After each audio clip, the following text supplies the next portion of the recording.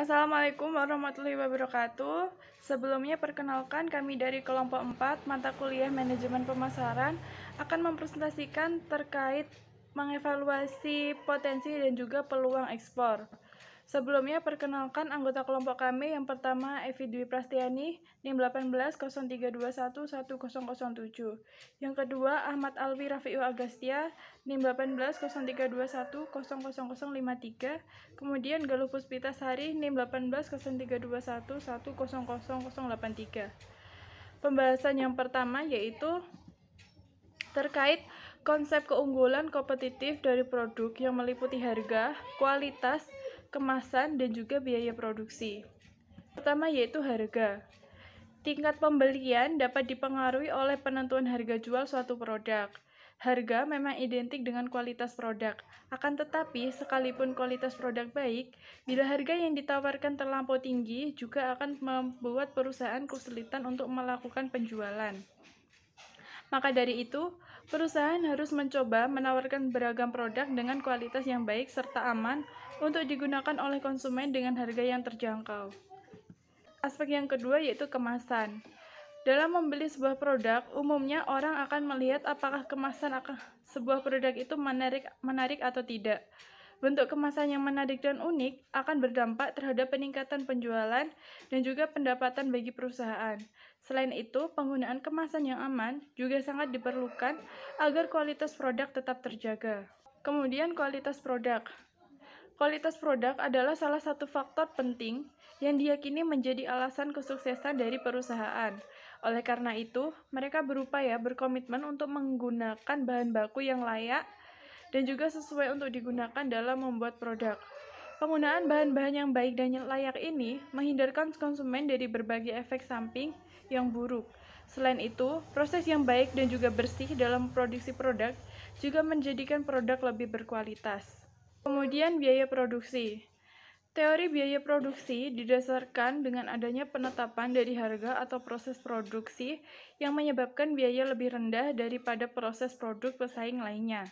Biaya yang dikeluarkan perusahaan untuk proses produksi lebih rendah bukan berarti akan mengurangi keuntungan atau profit, melainkan untuk meningkatkan citra baik dalam etika berbisnis.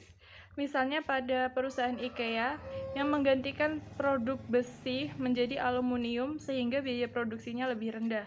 Hal itu berdampak pada harga produk IKEA yang lebih murah dan juga dapat meningkatkan citra baik perusahaan. Ciri-ciri pasar potensial dengan pendekatan permintaan dan penawaran. Ciri-ciri pasar potensial dengan pendekatan permintaan. Pendekatan permintaan merupakan metode yang digunakan untuk mengetahui bagaimana kondisi dan potensi yang dimiliki pasar. Seperti kita tahu, permintaan konsumen akan suatu barang dan jasa tidak akan ada habisnya. Untuk itu, sebagai seorang pebisnis harus jeli melihat kebutuhan yang diinginkan konsumen. Permintaan konsumen tersebut dapat dilihat dari kebutuhan, jumlah konsumen, serta target pasar yang dibidik.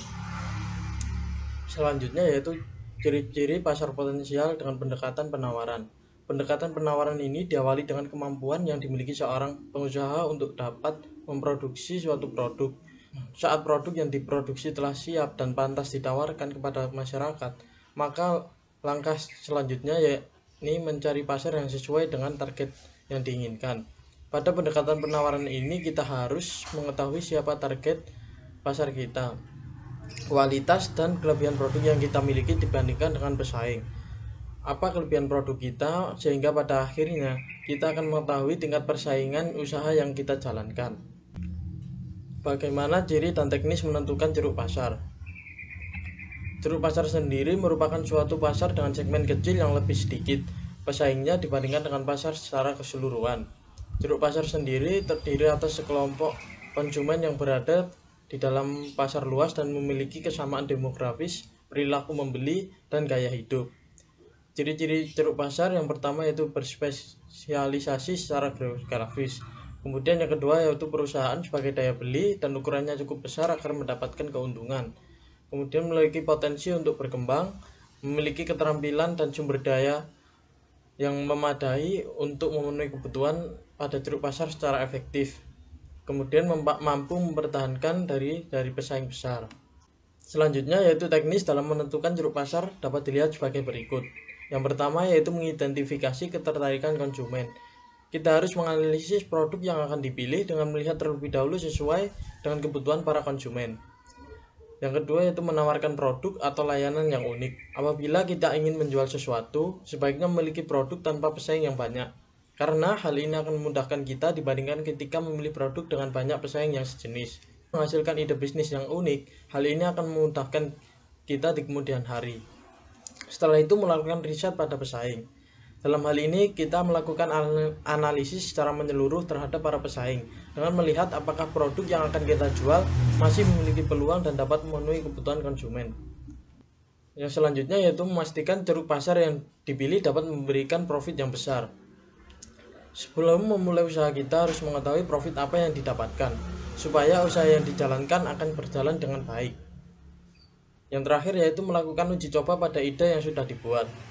Setelah kita menentukan semua, selanjutnya kita melakukan uji coba pada produk yang dipilih dengan memasarkannya. Apabila pada uji coba tersebut tidak sesuai harapan, maka kita harus memasarkannya dengan cara yang unik supaya menarik perhatian konsumen. Melanjutkan pembahasan yang dibahas oleh Saudara Alwi, yaitu tentang ciri-ciri produk marketable untuk ekspor.